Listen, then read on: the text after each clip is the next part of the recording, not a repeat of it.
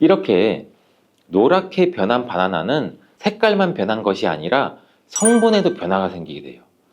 당뇨에 도움이 되는 저항성 전분은 점점 줄어들고 포도당과 과당 같은 당분은 점점 늘어나게 되는 거죠. 바나나는 속살이 부드럽고 달콤해서 남녀노소 누구나 좋아하는 과일 중 하나죠. 먹기도 편하고 다이어트에도 좋다고 알려지면서 굉장히 많은 분들이 먹게 되는 과일이 바로 바나나죠.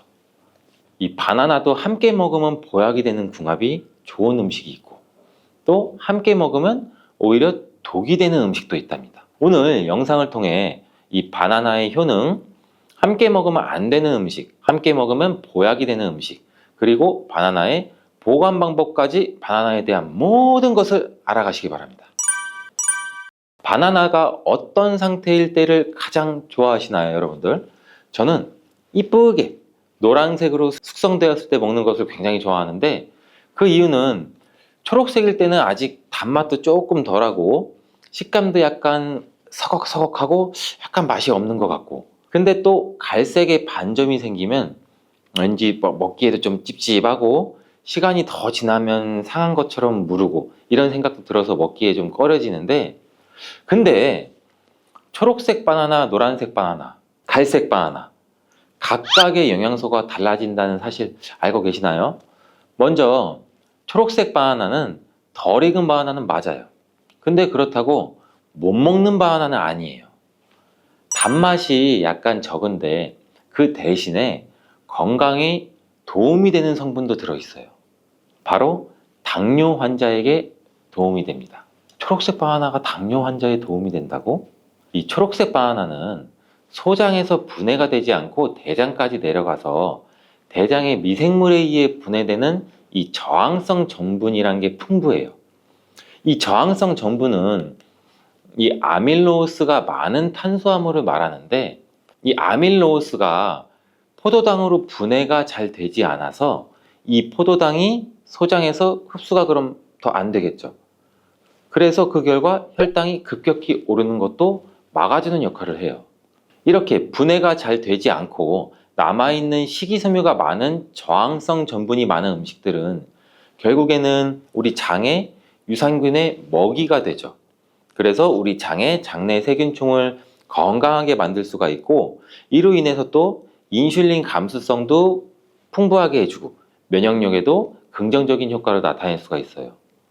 이 당뇨 환자분들이 바나나가 단맛이 좋은 열대과일이라서 못 드시는 것으로 생각하시는데 앞서 말씀드린 이유로 이 초록 바나나를 드시면 굉장히 도움이 됩니다. 그리고 이 초록 바나나는 소화되는 시간이 노란 바나나에 비해서 길기 때문에 이 포만감도 오래 유지시켜줘서 다이어트하는 식단에도 도움을 줄 수가 있어요. 이 저항성 전분은 이런 효능들로 인해서 비만 당뇨를 예방할 뿐 아니라 대장암도 예방하는 것으로 알려져 있어요. 단 한 가지 주의할 점은 이 과민성 대장 증후군이 있으신 분들이 초록색 바나나를 드시면 오히려 증상이 더 악화될 수 있으니 이 점은 주의해 주시길 바래요. 자, 두 번째로 노란 바나나인데 이 초록 바나나가 노란색으로 변할 수 있는 이유는 바로 그 에틸렌 가스 때문이에요. 나무에서 똑 떨어진 바나나는 이 꼭지에서 에틸렌 가스라는 물질이 분비가 되는데 이때 이 초록색을 띠게 만드는 이 클로로필이라는 색소가 에틸렌 가스에 의해서 분해가 돼서 점점 노란색으로 변해가는 거예요. 이렇게 노랗게 변한 바나나는 색깔만 변한 것이 아니라 성분에도 변화가 생기게 돼요. 당뇨에 도움이 되는 저항성 전분은 점점 줄어들고 포도당과 과당 같은 당분은 점점 늘어나게 되는 거죠. 그렇기 때문에 초록색 바나나보다 노란색 바나나가 훨씬 더 단맛이 좋아지게 되는 이유죠. 식감도 더 부드러워지게 되고 향도 단향도 더욱 강해지고 소화도 초록색 바나나보다 더 잘 되게 돼요. 또 항산화 성분인 비타민 C와 비타민 E 그리고 식이섬유의 양도 풍부해져요. 노란색 바나나에서 시간이 지나면 갈색의 반점이 또 점점 생기기 시작하는데 이 반점을 슈가 스팟이라고 해요. 이름처럼 바나나의 당분 함량이 점점 높아지면서 당분이 농축돼서 만들어지는 건데 바나나가 상한 게 아닌가, 이 갈색 반장을 보면 간혹 오해하시는 분들도 있는데 색깔이 변했을 뿐이지 상한 것은 아니에요. 그런데 이 슈가 스팟이 점점 많아질수록 바나나의 당분 함량이 높아지는 것 때문에 당뇨가 있으신 분들은 섭취하실 때 주의해 주시는 게 좋겠고, 최근에 바나나에 대한 연구가 굉장히 많이 또 진행되고 있는데 이 슈가 스팟이 생겼을 때 바나나의 성분에 대한 실험도 진행됐어요.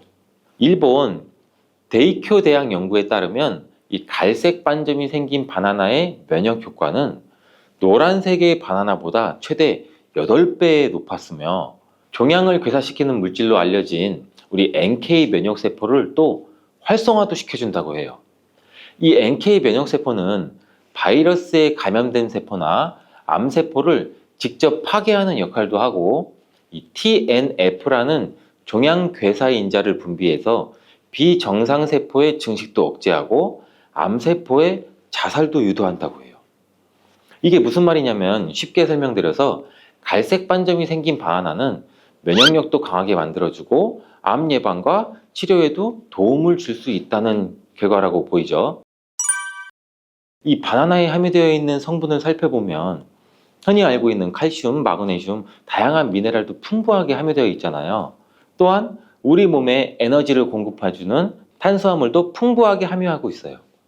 운동 경기를 우리가 TV로 보다 보면 선수들이 중간에 바나나를 먹는 장면을 볼 수 있는데, 운동 중에 바나나를 먹으면 이 풍부한 탄수화물로 인해 에너지를 빠르게 공급해줘서 이 폭발적인 힘을 내는데도 도움을 줄 수 있다고 해요.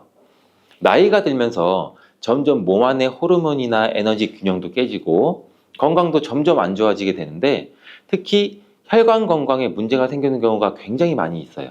이 혈관 건강에 문제가 생기면서 나타나는 대표적인 증상이 고혈압이 되겠죠.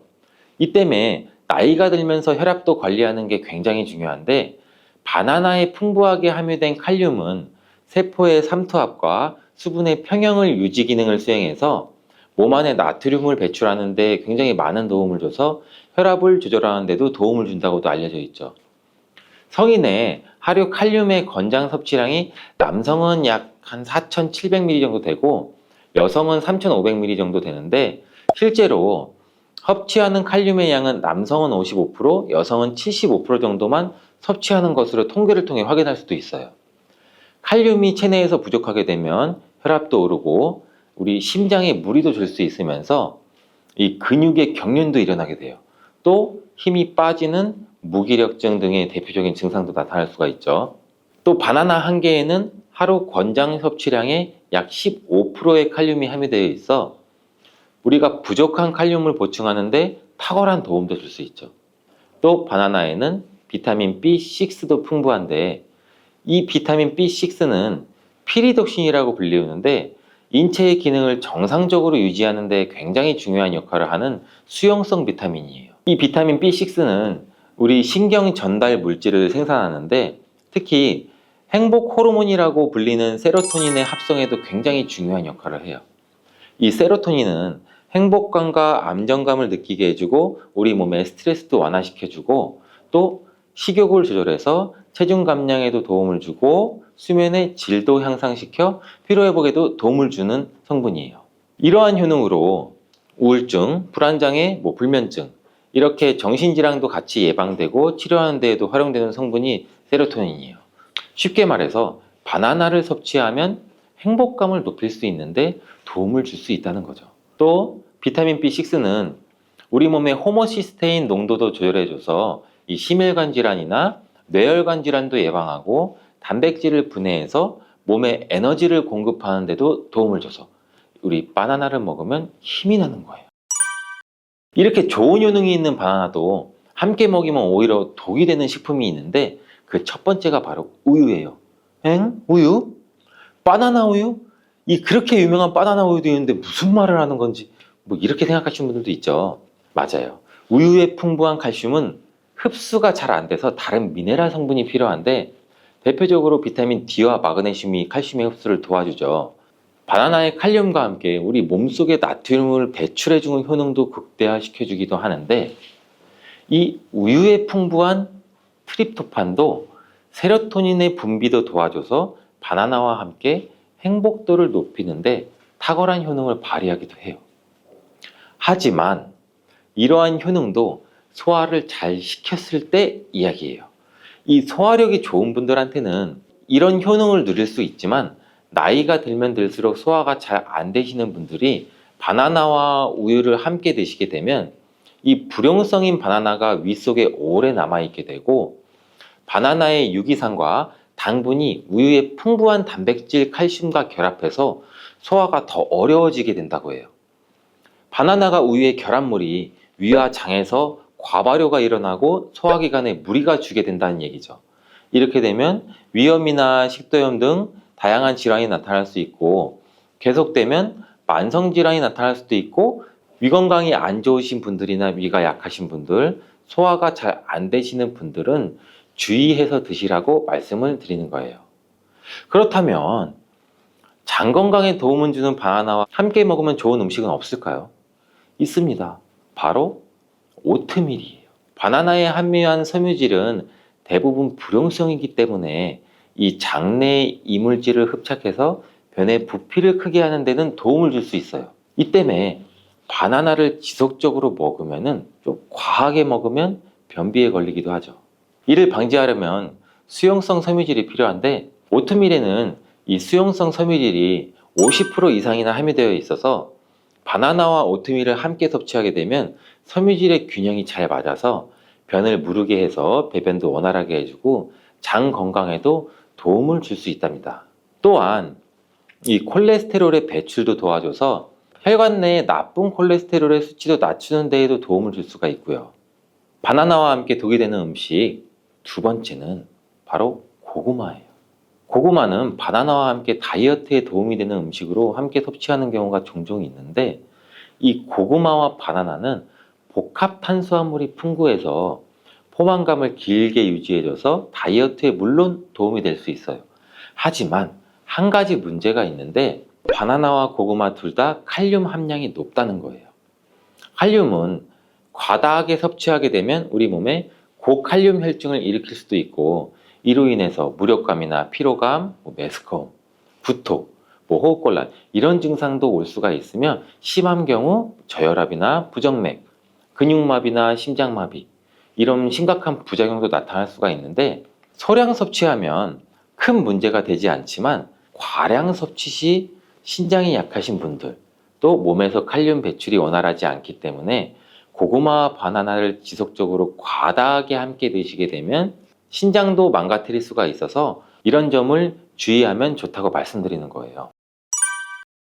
바나나와 함께 먹으면 보약이 되는 음식은 오트밀에 이어서 파인애플이 있어요.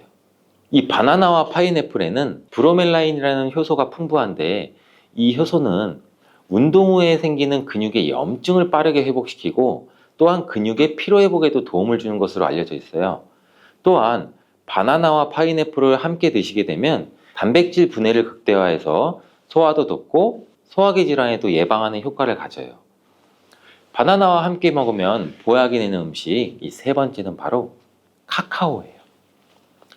바나나는 이 도파민이라는 신경을 자극하는 물질이 많이 함유가 되어 있는데 카카오에는 이 도파민 생성의 원료가 되는 아미노산이 풍부해서 카카오와 바나나를 함께 드시면 이 행복도를 높이는 효능이 극대화가 될 수가 있어요.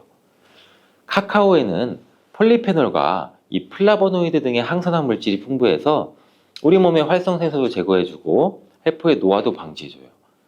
바나나에도 항산화 물질인 베타카로틴과 비타민 C가 풍부해서 카카오와 바나나를 함께 드시면 항산화 효과도 같이 높일 수가 있는 거죠. 바나나와 함께 먹으면 보약이 되는 음식 이 네 번째는 바로 견과류예요. 바나나와 견과류를 함께 드시면 이 세로토닌의 분비가 촉진이 돼서 마음을 차분하게 하고 숙면을 취하는 데도 도움이 돼요. 또한 바나나의 풍부한 마그네슘은 근육의 이완을 돕고 견과류의 트리토판을 세로토닌으로 바꿔주는 성분인 이 비타민 B6가 바나나에 풍부해서 견과류와 바나나를 함께 드시면 불면증과 우울증을 예방하고 개선시킬 수 있는데 도움을 줄 수 있다고 하네요. 자, 이제 그럼 바나나의 보관법을 한번 알아볼 텐데 바나나를 보관하실 때는 바나나의 꼭지 부분을 랩이나 호일로 감싸주신 상태에서 바나나 거리 같은데 걸어두시는 게 좋아요. 그렇게 하면 바나나 꼭지에서 나오는 에틸렌 가스를 어느 정도 차단해줘서 숙성되는 것을 방지해서 조금 더 오래 보관할 수 있고, 그리고 열대 과일인 바나나는 냉장고에 보관하게 되면 냉해를 입어 바나나 색이 굉장히 빠르게 검은색으로 변하게 돼요. 바나나를 오래 보관하시려면 껍질을 벗긴 상태에서 먹기 좋은 크기로 잘라서 냉동 보관하셨다가 드시는 것도 추천을 드리겠습니다. 또한 끓는 물에는 이 클로로겐산이라고 하는 폴리페놀과 같은 좋은 성분이 다 녹아버려서 우리가 흔히 감자를 삶았을 때 삶은 물은 다 버리잖아요. 그러니까 이 감자를 삶았을 때 그 좋은 성분도 어느 정도 같이 버려진다고 보시면 될 것 같습니다. 물에 녹아서 버려지기 때문에 감자를 삶아서 먹는 방법은 그렇게 좋은 방법이 될 것 같지는 않고요. 감자를 찌게 되면 오히려 감자의 효소 활성이 늘어나면서 이 클로로겐산 함량이 더 증가한다고 해요. 그리고 우리가 흔히 많이 알고 있는 감자를 드실 때 싹난 부분 다들 많이 조심하잖아요. 하나 더 조심할 것은 싹뿐 아니라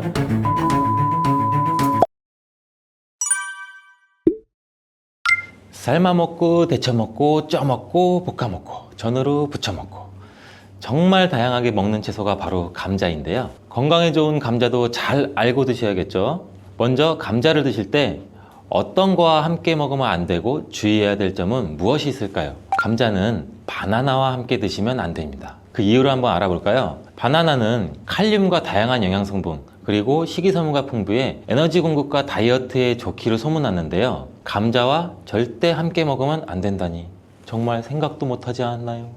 나트륨을 배출하는데 도움을 주기로 유명한 칼륨은 바나나뿐만 아니라 감자에도 풍부하게 함유가 되어 있습니다. 함께 드시게 되면 칼륨이 몸속에 과다하게 들어오고 그렇게 되면 세포의 수분 균형이 깨져 근육과 신경에 과도한 이완을 초래할 수 있고 근육의 무력감과 만성 손발 저림을 넘어 심하면 심장 부정맥을 일으킬 수가 있습니다. 또 혈압 상승도 같이 일으킬 수가 있고 함께 드시지 않고 따로 드시게 되면 이 칼륨은 우리 몸에 정말 좋은 효능을 발휘하는데 몸속 나트륨을 배출할 뿐만 아니라 칼륨은 혈관을 확장해서 몸속의 노폐물도 원활하게 배출되도록 도와줍니다. 또한 이 감자의 풍부한 칼륨은 알카리성으로 혈액의 산성화를 방지해서 뼈에서 칼슘이 빠져나가는 것도 막아주고 마그네슘과 같이 근육의 수축과 이완에 큰 도움을 줘서 다리나 종아리 근육의 갑작스러운 경련을 예방해주는 역할도 같이 해주기 때문입니다. 따라서 감자는 고혈압, 동맥경화, 뇌졸중 이러한 심혈관 질환뿐만 아니라 뼈와 근육의 건강에도 많은 도움을 주기 때문에 정말 다양하게 조리해서 맛있게 드실 수가 있습니다. 근데 여기서 우리가 조리할 때 주의할 점도 있어요. 바로 감자전이나 감자튀김은 우리 몸에 독이 될 수 있다는 것입니다. 감자튀김이나 감자전 굉장히 맛있죠. 정말 맛있죠. 케찹에 찍어 먹고 마요네즈에 찍어 먹고. 근데 이러한 감자전이나 감자튀김이 칼로리가 굉장히 높고 비만과 심혈관 질환을 유발할 수 있는 이 트랜스 지방이 굉장히 많이 포함되어 있어서 건강에 해롭다는 사실은 굉장히 많이 들어보셨을 거예요. 이 감자를 튀기게 되면 아크릴 아마이드라는 유해 물질이 굉장히 많이 발생하게 됩니다. 튀긴 감자 굉장히 맛있는데 감자와 고구마와 같이 이러한 탄수화물이 많은 식품을 굉장히 높은 온도로 굽거나 튀길 때 생성되는 이 아크릴 아마이드는 암을 유발하고 뇌신경의 단백질을 손상시켜 알츠하이머성 치매, 파킨슨병의 위험을 증가시킨다고도 알려져 있습니다. 이러한 이유로 아크릴 아마이드는 세계보건기구와 국제암연구소에서 유해물질로 지정된 매우 위험한 물질인데 이런 위험한 물질을 굳이 일부러 만들어 먹을 필요는 없겠죠. 그렇다면 튀김 말고 어떻게 먹어야 되나? 감자를 삶아서 소금이나 설탕을 찍어 먹는 것, 이것 또한 좋아하시는 분들 굉장히 많을 거예요. 근데 물속에 넣어서 삶는 것보다는 감자는 찜기에 쪄서 드시는 게 굉장히 좋습니다. 감자에는 클로로겐산이라고 하는 폴리페놀 성분이 다량 함유가 되어 있는데 이 폴리페놀 성분이 특히 좋은 기능을 굉장히 많이 해요. 이 폴리페놀은 항암 효과가 있고 항산화 작용도 굉장히 강력하기 때문에 세포의 손상을 방지하고 세포의 변형도 방지해주는 기능이 있어 항암 작용도 있다라고 알려져 있고 이 클로로겐산이 심장 질환의 위험성 정도도 감소시켜 줄 수 있습니다. 그리고 피부 건강에도 감자가 도움이 될 수 있는데 이는 과산화지질을 방지해주는 기능도 있습니다. 지질, 지방,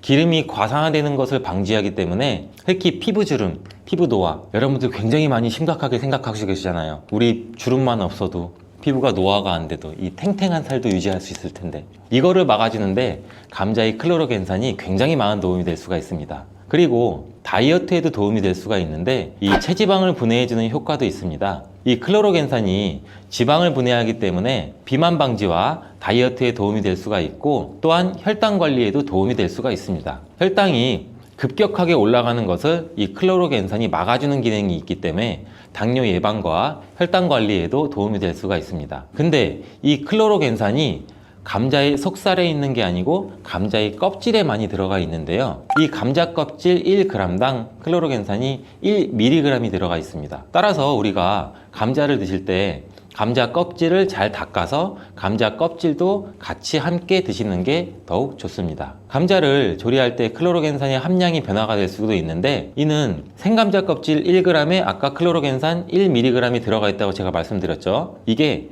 감자를 삶았을 때는 클로로겐산이 1mg에서 0.6mg로 감소하고, 또 오히려 찜기에 쪘을 때는 이 클로로겐산 함량이 1.6mg 정도로 높게 변형이 되고, 또 구웠을 때는 가장 낮게 0.2mg 정도 그램밖에 들어있지 않습니다. 또한 끓는 물에는 이 클로로겐산이라고 하는 폴리페놀과 같은 좋은 성분이 다 녹아버려서 우리가 흔히 감자를 삶았을 때 삶은 물은 다 버리잖아요. 그러니까 이 감자를 삶았을 때 그 좋은 성분도 어느 정도 같이 버려진다고 보시면 될 것 같습니다. 물에 녹아서 버려지기 때문에 감자를 삶아서 먹는 방법은 그렇게 좋은 방법이 될 것 같지는 않고요. 감자를 찌게 되면 오히려 감자의 효소 활성이 늘어나면서 이 클로로겐산 함량이 더 증가한다고 해요. 그리고 우리가 흔히 많이 알고 있는 감자를 드실 때 싹난 부분 다들 많이 조심하잖아요. 하나 더 조심할 것은 싹뿐 아니라 녹색으로 변한 감자입니다. 감자 싹에는 솔라닌이라고 하는 독성 물질이 포함되어 있는데, 이거는 섭취해서 안 된다는 건 이미 모두 잘 알고 계시잖아요. 근데 감자가 녹색으로 변한 거 역시 솔라닌 함량이 증가했기 때문에 섭취하지 않는 것이 좋습니다. 솔라닌은 감자와 같은 가지과 생물이 이 스스로를 방어하기 위해서 생성하는 천연 살충제라고 보시면 돼요. 이 솔라닌은 독성이 굉장히 강해서 소량 섭취만으로도 이 두통이나 복통이나 구토, 식중독 증상과 같은 것을 유발할 수 있으며, 과도한 섭취는 호흡곤란까지 초래해서 매우 위험할 수 있어요. 뜨거운 열로 조리해서 우리는 솔라닌을 제거할 거야, 이렇게 생각하시는 분들이 굉장히 많은데, 이 솔라닌은 285도 이상으로 가열해야만 분해가 되므로 100도씨의 물로는 아무리 삶아도 이 솔라닌 독소는 없어지지 않습니다. 이러한 솔라닌은 햇빛에 노출될수록 솔라닌의 생성이 굉장히 빨라져 감자는 어두운 곳에 보관하고, 싹이 난 감자뿐만 아니라 초록색으로 변한 감자도 반드시 패기 바랍니다. 여기서 감자를 보관할 때 간단한 팁을 알려드리면, 보관하실 때 감자를 사과와 함께 두시면 사과에서 발생하는 이 에틸렌 가스가 감자에 싹이 나는 것을 억제해줘서 감자를 더 오래 신선하게 보관할 수 있습니다. 자, 그럼 감자 요리를 할 때 버터에 굽고 치즈를 올려 드시면 맛있잖아요. 아, 벌써 군침이 도는데, 근데 이러한 버터랑 치즈가 문제가 될 수가 있어요. 그 맛으로만 본다면 감자와 치즈, 버터의 만남은 최고의 풍미를 자랑하는데 건강에는 최악이랍니다. 이 치즈와 버터를 감자 요리에 사용하게 되면 이 포화지방과 나트륨의 섭취를 증가시키게 돼서 심혈관 건강에 굉장히 안 좋은 영향을 끼칠 수가 있는데, 이 치즈와 감자를 함께 드시면 맛과 식감이 아주 좋지만, 고지방의 치즈는 칼로리를 증가시킬 뿐 아니라 감자의 영양 성분도 같이 파괴할 수가 있습니다. 특히 이 치즈에 들어있는 포화지방은 나쁜 콜레스테롤, 즉 LDL 콜레스테롤 수치를 높일 수가 있으며, 이는 심혈관 질환의 위험도 같이 증가시킵니다. 또한 치즈에 함유된 나트륨은 혈압 상승도 유발할 수 있고, 혈압이 상승하게 되면 다양한 심혈관 질환 문제도 같이 발생하게 됩니다. 따라서 저지방 또는 무지방 치즈를 선택해서 같이 곁들여 드시길 바라겠습니다. 감자와 궁합이 잘 맞는 음식에는 무엇이 있을까요? 자, 삶은 감자를 먹다 보면 우리 목 막히잖아요. 이때 우유 드시는 분들 굉장히 많으시죠. 저도 어렸을 때 감자를 설탕에 찍어 먹거나 소금에 찍어 먹고 있으면 엄마 목말라! 엄마가 물을 안 줘요. 왜 물을 안 줘? 근데 그때 엄마는 우유를 주셨어요. 저희 부모님은. 어른들의 지혜가 굉장히 대단하다고 생각해요. 저는 이때 우유를 드시면은 아주 잘 선택한 거예요. 감자를 먹게 되면 좋은 이유 중 하나는 풍부한 단백질을 섭취할 수 있다는 건데, 감자가 탄수화물 덩어리로 알려져 있는데 실제로는 고품질의 단백질도 함유하고 있어요. 이 감자의 단백질은 우유와 계란에 이어서 흡수율이 굉장히 높으며 콩보다 우수한 단백질로 여러 군데에서 평가받고 있습니다. 하지만 감자에는 비타민 A, 칼슘, 지방이 부족한데 우유가 감자의 부족한 영양 성분을 완벽하게 보충해줘요. 반면에는 우유에는 비타민 C가 부족한데 감자의 비타민 C가 풍부해서 서로의 궁합이 쿵짝쿵짝 굉장히 잘 맞는 거죠. 감자를 우유와 함께 갈아 마시거나 따뜻한 감자 스프를 만들어 드시는 것도 매우 좋습니다. 감자를 껍질째 조리해서 우유와 함께 드시면 혈당 상승 걱정 없이 우리 몸에 에너지와 영양을 충분하게 공급할 수 있습니다. 다음으로는 감자와 궁합이 잘 맞는 음식에 식초가 있습니다. 감자와 식초와의 조합은 매우 생소하지 않아요? 처음 들어보셨죠? 근데 감자에는 각종 비타민이 정말 많이 들어있는데 그 중에서도 특히 비타민 C가 풍부하게 많이 들어있어요. 감자 한 개에는 비타민 C 우리가 섭취하는 하루 권장 섭취량의 30% 이상이 들어있는데 사과보다 무려 3배나 많은 양이에요. 감자의 비타민 C는 이 스트레스 해소랑 강력한 항산화 작용을 해서 우리 몸의 면역력도 같이 강화시켜 주는데, 이 비타민 C는 콜라겐 조직도 같이 강화해 피부를 탄력 있게 유지해주고 노화 방지에도 도움을 줍니다. 비타민 C가 열과 산에 약한 것은 굉장히 많이 알고 계시죠? 근데 놀라운 사실은 감자의 비타민 C는 감자 전분으로 인해서 마치 보호막처럼 삥 둘러싸여 있는 것처럼 열에 의한 손상이 적다는 거예요. 따라서 이 감자는 열에 익혀도 이 비타민 C가 많이 파괴되는 것을 걱정하지 않으셔도 됩니다. 이 비타민 C는 산도가 높은 환경에서 더욱 잘 흡수되면서 감자 요리나 감자 샐러드를 하실 때는 식초나 레몬즙을 약간 뿌리면 이 비타민 C의 흡수율을 또 높일 수 있어요. 양파 또한 감자랑 함께 드시면 보약이 되는데, 이 감자가 위 건강에 좋다는 사실을 알고 계시나요? 그 이유는 바로 항염작용을 하는 폴리페놀과 아르기닌 성분 때문이에요. 이 성분들은 우리 몸의 위 벽을 보호하고 이 세포의 변형을 막아 염증도 감소시키면서 독소를 제거하는 역할도 같이 해요. 이뿐만 아니라 감자는 알카리성 식품으로 건강에 이로운 식품으로 손꼽히는데, 우리 몸이 산성화될 때 다양한 질병의 위험이 굉장히 높아져요. 특히 혈액 중에 산도가 올라가게 되면 염증이 발생하고 이 염증은 다양한 질환도 유발시키고 이 염증이 암과 다른 질병으로도 발전한 가능성이 있기 때문입니다. 그렇기 때문에 이 알칼리 식품인 감자를 섭취를 해서 우리 몸을 중화시켜서 질병을 예방할 수도 있습니다. 양파는 감자와 마찬가지로 알칼리성 음식으로 인정받아서 감자의 항염 및 항암 효과를 강화하는 뛰어난 시너지를 보여주는데, 이 혈관 청소부라고 불리는 양파는 혈관 벽을 강화시켜주고 염증도 효과적으로 제거해줍니다. 또한 감자에 포함된 비타민의 흡수율을 높여줘 감자의 효능도 극대화시켜줄 수 있습니다. 자, 감자와 같이 먹으면 좋은 음식 중 또 다른 한 가지는 토메이토입니다.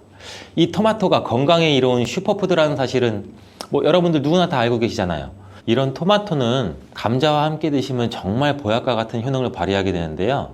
토마토와 감자를 함께 섭취하는 것은 항산화 물질과 비타민의 섭취를 증가시키며, 특히 토마토의 라이코펜과 감자의 비타민 C는 함께 작용해서 신체의 항산화 작용을 극대화시켜줍니다. 이 둘의 만남은 우리 면역 체계를 강화시켜주고 염증도 감소시켜서 전반적인 우리 몸의 건강을 증진하는 데 도움을 줄 수 있습니다. 이 토마토와 감자는 심혈관 건강을 강화하고 혈압을 조절하는 데 도움도 줄 수 있는데, 이 풍부한 섬유질과 항산화 물질은 장내 환경도 개선해 주기도 합니다. 또한 콩과 식물들도 감자와 함께 먹으면 정말 좋은데요. 이들은 함께 먹으면 균형 잡힌 영양 성분을 섭취하게 됩니다. 이 콩과 식물은 식물성 단백질, 섬유질, 철분, 마그네슘과 여러 비타민을 포함해서 심혈관을 건강하게 해주고 소화기관의 건강 개선과 혈당 조절에 훌륭한 효능을 발휘합니다. 따라서 당뇨병도 예방할 수 있고, 혈당을 조절해주면 혈관이 건강하게 유지되고, 혈관의 건강은 또 치매 예방에도 큰 역할을 해주는 거예요.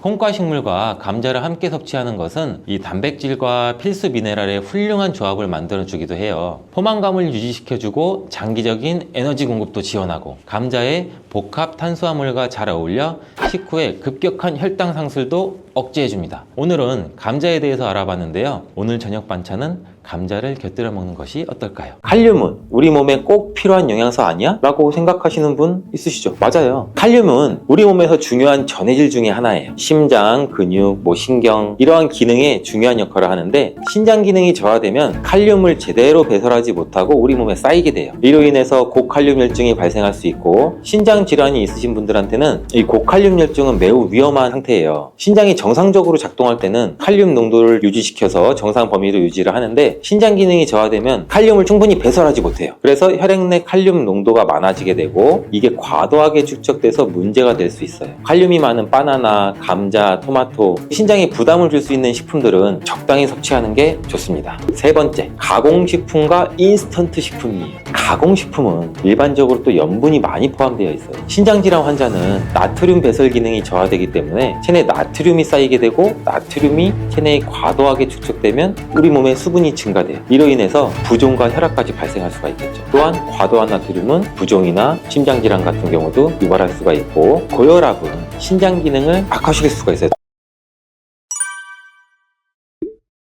신장이 정말 중요한 기능을 하는 거 아시죠? 신장 기능에 도움을 주려면 바로 이것을 드셔야 합니다. 화장실에서 소변을 보고 맥주 같은 거품이 일어나 보신 분 있으신가요? 아니면 잦은 배뇨감이나 어떤 걸 잘못 먹은 것도 아닌데 몸이 쉽게 잘 부으시는 분들 계시죠? 저도 이런 증상들이 가끔씩 보이는데 그럴 때마다 혹시 내 신장 기능에 문제가 생겼나? 하고 걱정이 들기도 해요. 그래서 이번에는 신장 건강에 대해서 한번 이야기해 보려고 하는데 신장은 우리 몸에서 매우 중요한 역할을 하는 거 다 알고 계시죠? 과연 어떤 역할을 하는지 그리고 신장이 안 좋아지면 생길 수 있는 질병들 그뿐만 아니라 신장에 안 좋은 음식과 신장에 도움을 주는 음식까지 신장에 대한 많은 것을 한번 알려드릴게요. 건강을 지키기 위한 중요한 정보들 끝까지 함께 해주세요. 신장은 우리 몸에서 매우 중요한 역할을 하는 기관이에요. 쉽게 말해 신장은 혈액을 걸러내는 역할을 해요. 우리 몸의 정수 시스템이라고 보시면 될 것 같네요. 우리가 섭취한 음식과 음료에서 나온 노폐물과 과도한 물을 처리하고 이를 소변을 통해 배출을 하죠. 또한 신장은 우리 몸의 수분과 전해질 균형을 맞추는 역할도 하는데 예를 들어 나트륨, 칼륨, 칼슘 등의 전해질 농도를 조절해서 우리의 몸이 정상적으로 기능할 수 있게 도와줘요. 다시 말해 신장이 제대로 기능하지 않으면 우리 몸에 불필요한 물질이 쌓이게 되어 건강상 문제가 발생할 수도 있고 우리 몸의 전해질 불균형으로 인해서 심장질환이나 고혈압, 뼈 문제 등등 발생할 수 있다는 거죠. 혹시 신장이 호르몬을 분비한다는 거 아시나요? 이 신장은 배뇨의 역할뿐만 아니라 호르몬을 분비하는 기관이기도 한데 신장에서 분비되는 호르몬 중 하나는 에리트로포이에틴이라는 물질인데 이 호르몬은 우리 몸의 골수에서 적혈구 생산을 또 촉진을 해요. 빈혈도 예방할 수도 있겠죠. 이 외에도 신장은 뼈의 성장과 유지 등 다른 중요한 기능을 조절하는 데 굉장히 도움을 많이 주는데 이렇게 신장은 우리 몸의 전반적인 건강을 유지하는 데는 없어서는 안 될 중요한 역할을 하고 있다는 것 다시 한번 강조해서 말씀드릴게요. 그렇다면 이렇게 우리 몸에 중요한 역할을 하는 신장이 망가지면 어떤 질병에 걸릴 수 있을까요? 신장이 제 역할을 하지 못하면 다양한 질병이 발생할 수 있는데 대표적인 질병들 몇 가지에 대해 한번 알아볼게요.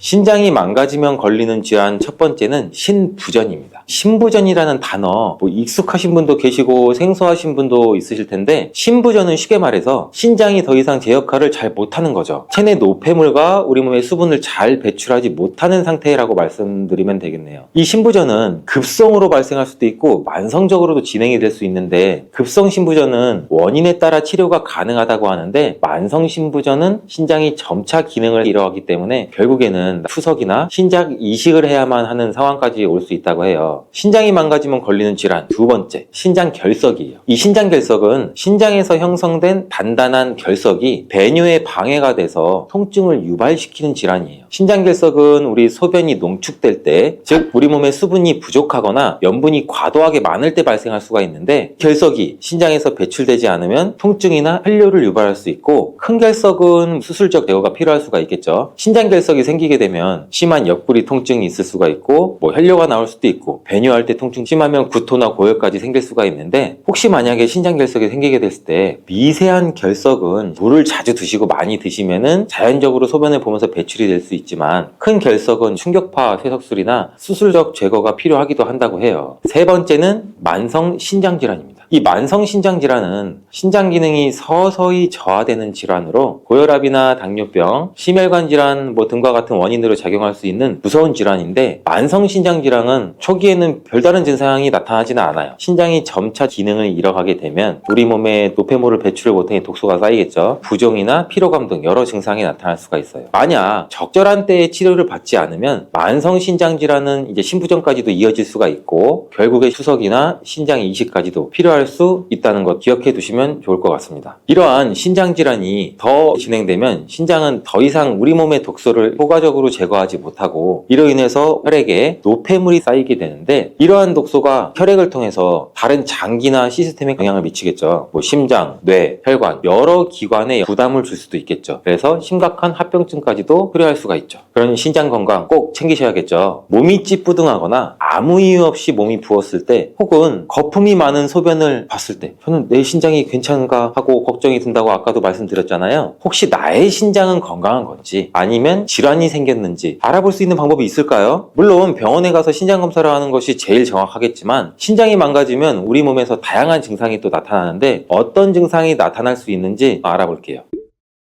첫 번째, 부종이에요. 손과 발이 자주 붓는다고 생각하시는 분들 주목해주세요. 신장이 제대로 기능하지 않으면 우리 몸에 수분이 배출되지 않아 부종이 발생할 수가 있는데, 신장의 주요 기능 중 하나는 우리 몸의 수분과 염분을 조절하는 거예요. 건강한 신장은 혈액을 걸러서 필요한 수분과 전해질을 재흡수하고, 나머지 노폐물과 많아진 수분은 소변으로 배출하는데, 이때 신장이 손상되면 이 배설 기능이 제대로 이루어지지 않아서 우리 몸에 과도한 수분과 염분이 축적이 돼요. 그렇게 되면 어떻게 되겠어요? 혈액량이 증가하게 되겠죠? 그로 인해 혈압도 높아질 수가 있고, 혈관 내의 압력도 높아질 수가 있게 되고, 결국에 우리 몸에 축적된 액체가 혈관 밖으로 새어나와서 조직에 쌓일 수도 있고, 그로 인해서 부종이 발생하게 되는 거죠. 특히 발목이나 다리나 얼굴에 붓기가 생기기 쉬운데, 이러한 부종은 신장이 물을 배출하지 못하면서 발생하는 증상 중 하나죠. 부종이 지속되면 신장에 문제가 있으므로, 이러한 증상이 반복이 된다면 꼭 병원을 방문해서 검사를 받아보시는 게 좋아요. 두 번째는 피로와 무기력함입니다.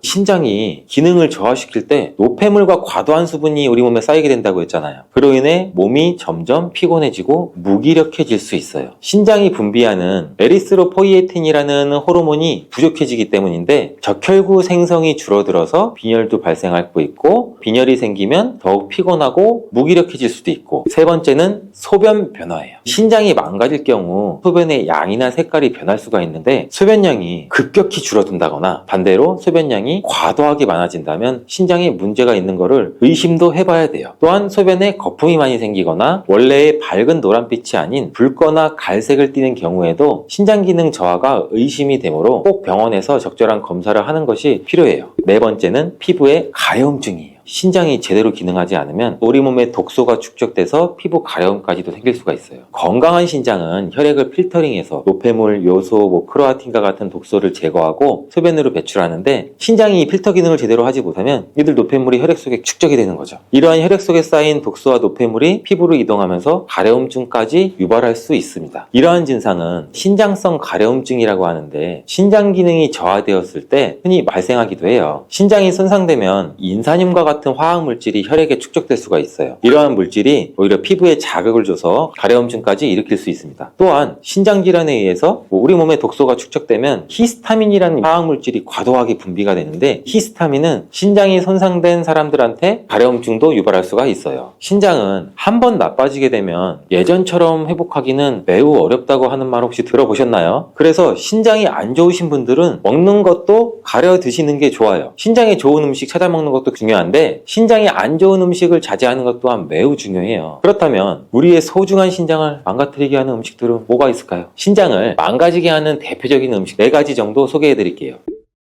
첫 번째, 소금이 많이 들어간 음식. 소금이 많이 들어간 음식은 신장에 부담을 많이 줘요. 우리 몸속에 나트륨이 과도하게 들어가면 신장이 이 나트륨을 소변으로 배출하는 역할을 하는데, 이때 너무 과한 양의 나트륨은 신장에 부담을 주겠죠. 따뜻한 국이 없으면 밥이 안 들어가신다는 분들 있죠. 한국인의 밥상에는 국이 빠질 수가 없어요. 소금 간을 아주 적게 드시는 건 상관이 없는데, 간이 알맞게 되어 있는 국 혹은 평소에 짜게 드시는 분들이 먹는 국에는 사실 생각보다 많은 소금이 들어간다는 거 아셔야 섭취해야 돼요. 또한 국은 액체라서 쉽게 많이 섭취하게 되는데 이럴 때 우리 체내 염분 농도를 올리게 되죠. 그래서 많은 의사 선생님들이 신장이 안 좋은 분들한테는 숟가락을 사용하지 않고 젓가락으로만 음식을 드세요 말씀하시는 이유도 되도록이면 국이나 탕, 찌개는 멀리하도록 한다는 뜻이죠. 두 번째, 고칼륨 식품입니다. 칼륨은 우리 몸에 꼭 필요한 영양소 아니야? 라고 생각하시는 분 있으시죠? 맞아요. 이 칼륨은 우리 몸에서 중요한 전해질 중에 하나예요. 심장, 근육, 신경 이러한 기능에 중요한 역할을 하는데 신장 기능이 저하되면 칼륨을 제대로 배설하지 못하고 우리 몸에 쌓이게 돼요. 이로 인해서 고칼륨혈증이 발생할 수 있고 신장 질환이 있으신 분들한테는 이 고칼륨혈증은 매우 위험한 상태예요. 신장이 정상적으로 작동할 때는 칼륨 농도를 유지시켜서 정상 범위로 유지를 하는데 신장 기능이 저하되면 칼륨을 충분히 배설하지 못해요. 그래서 혈액 내 칼륨 농도가 많아지게 되고 이게 과도하게 축적돼서 문제가 될 수 있어요. 칼륨이 많은 바나나, 감자, 토마토 신장에 부담을 줄 수 있는 식품들은 적당히 섭취하는 게 좋습니다. 세 번째, 가공식품과 인스턴트 식품이에요. 가공식품은 일반적으로 또 염분이 많이 포함되어 있어요. 신장질환 환자는 나트륨 배설 기능이 저하되기 때문에 체내에 나트륨이 쌓이게 되고 나트륨이 체내에 과도하게 축적되면 우리 몸에 수분이 증가돼요. 이로 인해서 부종과 혈압까지 발생할 수가 있겠죠. 또한 과도한 나트륨은 부종이나 심장질환 같은 경우도 유발할 수가 있고 고혈압은 신장 기능을 악화시킬 수가 있어요. 더 뿐만 아니라 가공식품에는 보존료, 색소, 감미료, 인공향료 등의 첨가물이 포함되는 경우가 많아요. 이들은 우리 몸에 독소로 작용할 수도 있고 신장에 부담을 가중시켜서 염증과 우리 몸의 산화적 스트레스 또한 일으킬 수가 있어요. 네 번째, 고단백 식품입니다. 단백질은 우리 몸에 꼭 필요한 영양소지만 고단백 식품이 신장질환 환자한테 좋지는 않아요. 신장이 단백질 대사 부설물을 배설하는데 굉장히 중요한 역할을 하는데 이 고단백 식품을 섭취하면 단백질이 우리 몸에서 분해돼서 요소랑 크레아틴과 같은 질소화합물이 생기게 되거든요. 신장이 정상적으로 기능하면 이 질소화합물들을 소변을 통해 배출시키지만 신장 기능이 저하되면 이를 제대로 배출하지 못하게 돼요. 그래서 우리 몸에 질소화합물이 축적돼서 독성 물질로 작용할 수가 있거든요. 이 신장 질환이 있으면 단백질 배설이 어려워져서 과도한 단백질 섭취는 신장 기능을 악화시킬 수 있다는 거 기억하시길 바라겠습니다. 신장이 안 좋으신 분들은 단백질이 과량 함유된 붉은 고기와 같은 가공육, 달걀, 치즈, 우유, 해산물 과하게 섭취하는 것을 피하는 걸 추천드릴게요. 이렇게 신장을 망치는 음식들을 알아봤는데 어떤 음식이 신장에 그럼 도움이 돼요? 제가 신장에 좋은 음식 3가지를 바로 말씀드릴게요.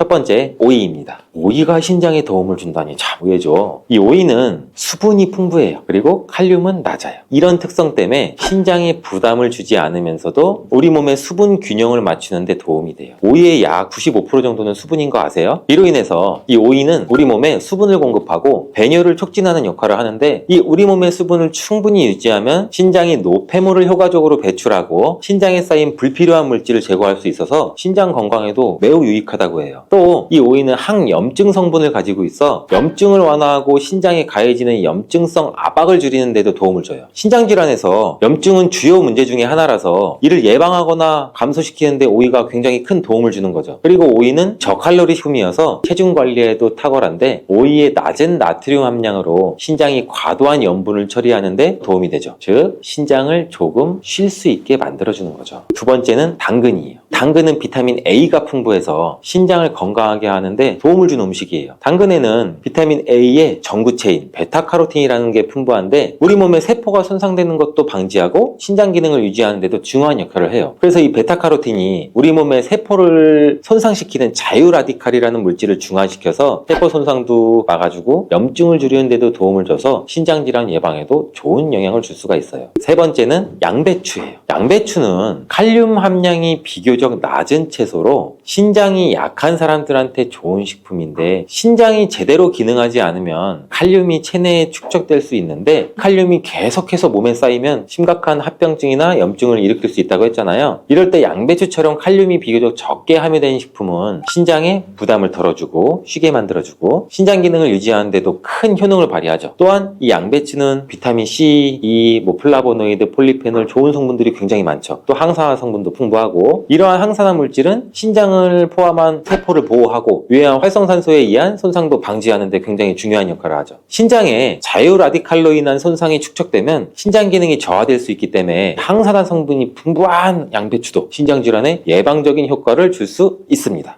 무릎은 다리를 움직일 때 몸무게를 지탱하면서 늘 고생하는 관절이죠. 체중이 늘어나면 그 부하로 인해 무릎에 무리가 가서 관절염이 잘 생기게 됩니다. 자동차처럼 오래 많이 쓰다 보면 닳고 약해져서 퇴행성 관절염이 오게 되고요. 무릎 인대나 반월상 연골이 다친 경우는 나중에 관절염으로 진행할 확률이 높습니다. 무릎이 아픈 분은 뒤에서 걷는 것을 보면 무릎이 아픈 것을 쉽게 알 수 있습니다. 절뚝거리거나 뭔가 보행이 이상하죠. 대부분의 경우 무릎이 아프기도 하지만 골반을 살펴보면 좌우 모양이 틀리거나 엉덩이 근육 긴장이 다릅니다. 쉽게 확인하는 방법 중 하나는 엎드려서 무릎을 90도로 구부려서 밖으로 벌려보는 겁니다. 그러면 좌우 차이가 나는 것을 알 수가 있습니다. 무릎이 아플 때 꾸준히 해보세요. 3개월이면 많이 좋아질 수 있습니다.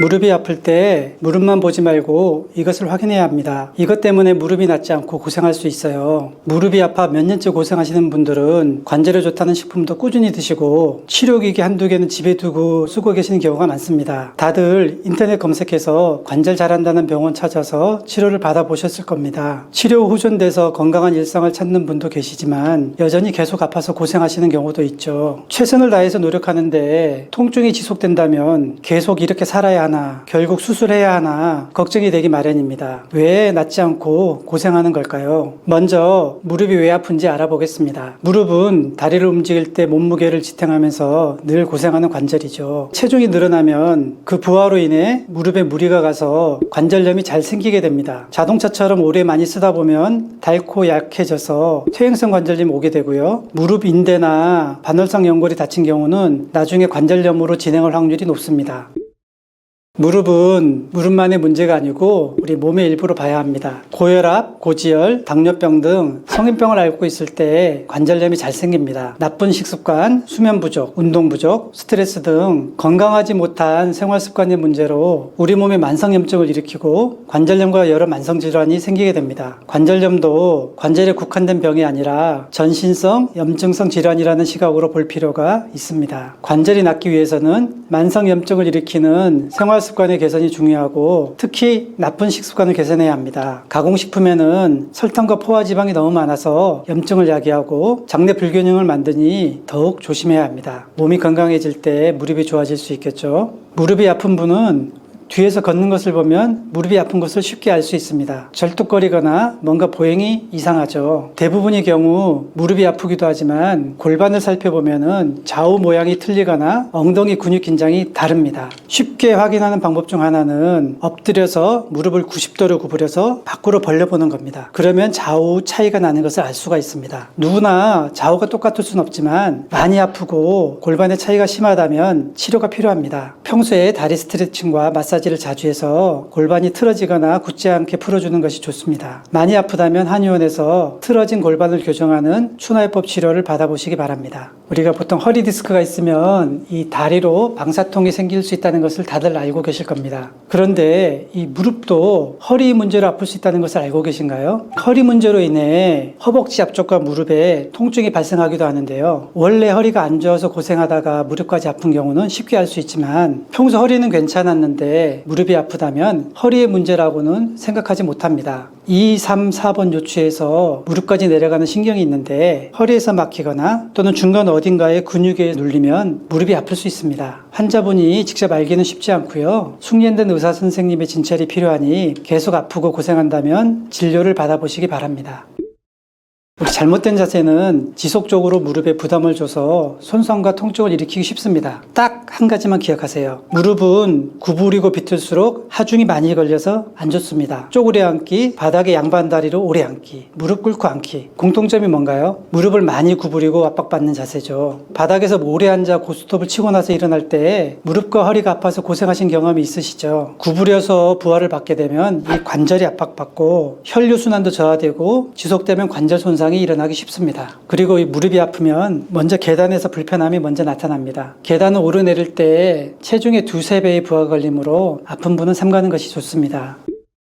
무릎이 아플 때 꾸준히 해보세요. 3개월이면 많이 좋아질 수 있습니다. 무릎뼈는 허벅지 근육을 정강이로 이어주면서 무릎 관절이 원활히 움직일 수 있도록 지렛대 역할을 합니다. 무릎 통증이 있는 분들은 무릎뼈 주변이 딱딱하게 굳어 있어 통증이 증가하는데요. 특히 관절염이 있는 분들은 이 무릎뼈가 굳어 안 움직이는 경우가 많습니다. 무릎이 아픈 분들은 굳은 무릎뼈를 풀어주는 것이 중요합니다. 먼저 무릎뼈 주변을 꾹꾹 눌러주는 겁니다. 양엄지로 이렇게 무릎뼈를 빙 눌러서 꾹꾹 눌러줍니다. 이렇게 누르다 보면은 풀리면서 시원한 느낌이 들 겁니다. 누르다 보면 더 아픈 곳이 있습니다. 안 좋은 곳은 더 아프고 딱딱해서 이런 곳은 집중적으로 눌러서 긴장을 풀어줍니다. 누구나 이 무릎에 피로가 쌓이니 1분 정도 눌러주면서 그날에 쌓인 긴장을 풀어주는 것이 좋습니다. 두 번째, 무릎뼈 움직임 늘려주기입니다. 건강한 분들은 이 무릎뼈를 상하좌우로 밀어보면은 잘 움직입니다. 하지만 이 무릎이 아프신 분들은 이 무릎뼈가 굳어서 잘 움직여지지 않는데요. 무릎뼈가 원활하게 움직일 수 있도록 가동 범위를 늘려줘야 합니다. 무릎뼈를 아래로 쭉 밀어내린 후 5초를 유지합니다. 하나, 둘, 셋, 넷, 다섯. 무릎뼈를 위쪽으로 쭉 올린 후 5초를 유지합니다. 하나, 둘, 셋, 넷, 다섯. 무릎뼈를 바깥쪽으로 밀고 5초를 유지합니다. 하나, 둘, 셋, 넷, 다섯. 무릎뼈를 안쪽으로 당긴 후 5초를 유지합니다. 하나, 둘, 셋,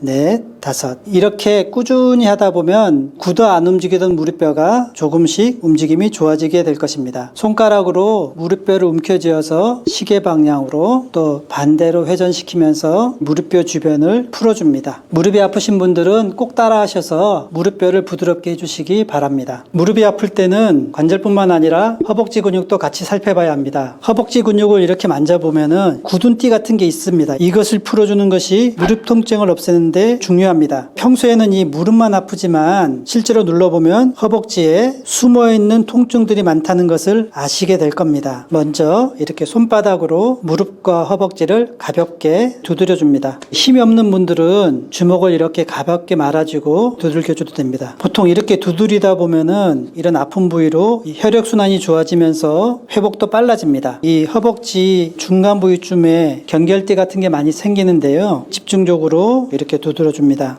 경결이 있는 부위는 좀 더 두드려서 풀어줍니다. 이 두드릴 때 강도는 약간 아프면서도 시원한 느낌이 들게 가볍게 하시는 게 좋습니다. 만약에 욱신욱신거리거나 열감이 있다면은 그때는 얼음찜질을 해서 열감을 가라앉히고 나서 다시 두드려줍니다. 손으로 하기 힘든 경우에는 까치봉이나 다른 도구를 이용해도 좋습니다. 이런 식으로 지그시 이렇게 눌러주는 겁니다. 누를 때는 무리한 힘을 주기보다는 지그시 눌러주시는 것이 근육 긴장이 더 잘 풀리고 효과가 좋습니다. 근육은 긴장과 굳은 것을 풀고 나서 강화시키는 것이 중요합니다. 허벅지 근육은 무릎 관절을 움직이고 보호하는 데 중요한 역할을 합니다. 우리가 일상에서 쉽게 할 수 있는 것이 의자에서 하는 허벅지 근육 강화 운동입니다. 첫째, 의자에 앉습니다. 배를 등에 붙인다는 느낌으로 배에 힘을 주되 호흡은 멈추지 않고 말할 수 있을 정도로 살짝 힘을 줍니다. 둘째, 다리를 올립니다. 한쪽 다리를 바닥과 평행하게 뻗어 올립니다. 계속 호흡하면서 배에는 살짝 힘을 주는 상태로 실시합니다. 다리가 잘 올라가지 않는 경우가 있죠. 그런 경우는 가능한 만큼만 이렇게 올려도 됩니다. 다리가 올리는 것이 아프거나 힘들다면은 양손으로 허벅지를 움켜쥐고 다리를 펴면 좋습니다. 셋째, 발가락을 꽉 오므립니다. 발목을 직각으로 젖힌 후 주먹을 쥐듯이 발가락으로 무엇을 잡는다 생각하고 오므립니다. 이때 무릎을 쫙 펴서 다리 뒤쪽 근육이 늘어난다는 느낌으로 5초간 버팁니다. 하나, 둘, 셋, 넷, 다섯. 넷째, 다리를 내립니다. 다리를 천천히 내리고 배에 주었던 힘을 살짝 풀어줍니다. 좌우 번갈아 10회씩 하면 되고요. 시간 날 때 틈틈이 하다 보면 허벅지 근육이 살아나서 무릎을 펴거나 고관절을 굽힐 때 걷거나 일상생활 동작에서 통증이 차차 줄게 될 것입니다.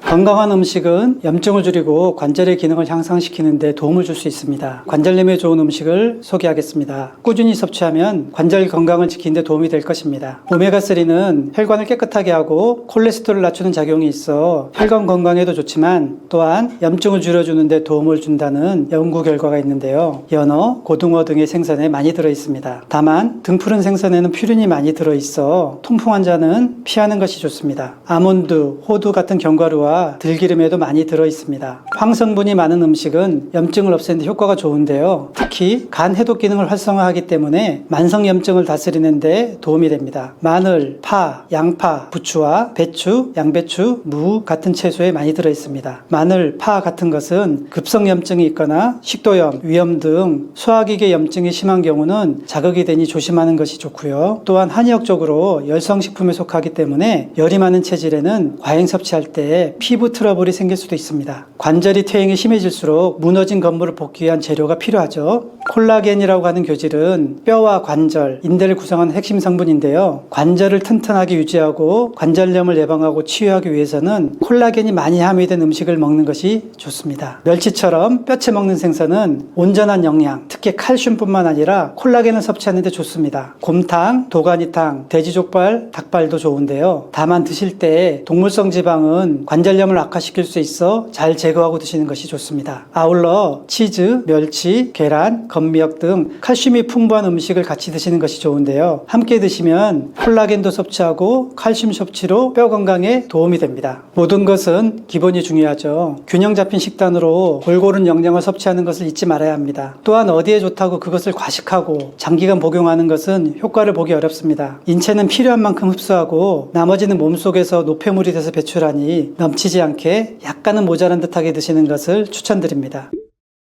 과도한 설탕이나 액상과당이 많은 것은 만성염증의 주범입니다. 너무 달달한 빵, 케이크, 탄산음료 등은 피하는 것이 좋겠죠. 피부가 안 좋거나 통증이 있는 경우에 설탕을 끊어보면요, 피부도 깨끗해지고 통증도 줄어드는 것을 느낄 수 있습니다. 과도한 설탕 섭취는 단순히 치아만 썩게 만드는 것이 아니라 비만도 생기고 염증이 잘 생기는 체내 환경을 만듭니다. 염증을 줄이려면 설탕을 피하는 것이 좋습니다. 또 먹는 습관도 중요하죠. 무릎이 아프다면 야식은 하지 말아야 합니다. 야식은 다이어트 할 때 꼭 피해야 하는데요. 관절염과 성인병에도 역시 좋지 않습니다. 허전한 마음에 밤에 치킨과 맥주를 시켜 배불리 먹고 잔다면 어떻게 될까요? 기분은 좋겠지만 위장은 밤새 소화시키느라고 고생하고 불완전 소화로 발생한 노폐물과 독소로 인해 아침에 일어날 때 피곤하겠죠. 이런 생활이 반복되면 해독하는 간도 무리가 가고 비만도 생기고 만성염증으로 인해 관절 통증이 심해지게 될 겁니다. 무릎은 구부러질 때 부하가 걸리고 손상이 되기 쉽다는 것을 잊지 마세요. 쪼그려 앉기, 무릎 꿇기, 바닥에 양반 다리로 앉기 등 무릎에 부담을 주는 자세는 피해야 합니다. 바닥보다는 의자에 앉는 습관을 가지는 것이 좋습니다. 한 자세로 오래 있지 않고 1시간마다 틈틈이 스트레칭을 해서 굳은 관절을 풀어주세요. 의자에 앉을 때는 무릎을 많이 구부리거나 다리를 꼬지 않고 90도로 구부려서 양발이 지면에 편안히 있는 상태가 좋습니다. 서 있을 때는 좌우 고르게 체중이 실리게 서고 한쪽 다리에 체중이 실리지 않도록 합니다. 비만이 되면 관절염 발생 가능성이 높아지죠. 체중이 1kg 늘어나면은 무릎 관절에 가해진 하중은 5kg입니다. 과체중 비만이라면 정상 체중이 되도록 하는 것이 관절염 예방의 지름길입니다. 운동은 무릎에 부담을 주지 않는 걷기, 자전거 타기, 수영 등이 좋고 무릎에 반복적으로 충격을 주는 달리기, 등산 등은 피하는 것이 좋습니다. 아울러 허벅지 근력 강화 운동으로 근력을 키우고 스트레칭으로 관절의 유연성을 키워나가면 관절염 예방에 도움이 됩니다. 중년 이후에는 과도한 운동은 오히려 해가 되기도 하는데요. 늘 해오던 운동이라도 관절에 통증을 느낀다면 횟수와 강도를 줄이는 것이 좋습니다. 또한 무리하지 않고 충분한 휴식을 취하는 것이 관절 건강에 도움이 됩니다. 무릎은 이 무릎뿐 아니라 골반의 밸런스와 몸 컨디션 관리도 중요합니다. 관절염으로 오래 고생하셨거나 완고한 경우에는 식습관과 꾸준한 운동으로도 효과를 못 보실 수도 있는데요. 혼자서 고민하지 마시고 한의원에서 체계적으로 식습관과 생활습관을 개선하면서 골반과 구조를 잡아주는 추나요법과 퇴행성 관절염에 도움이 되는 콜라겐 한약 치료를 같이 받아보시길 추천드립니다. 무릎 건강을 되찾아 튼튼한 관절, 활기찬 인생을 살게 되기를 응원합니다.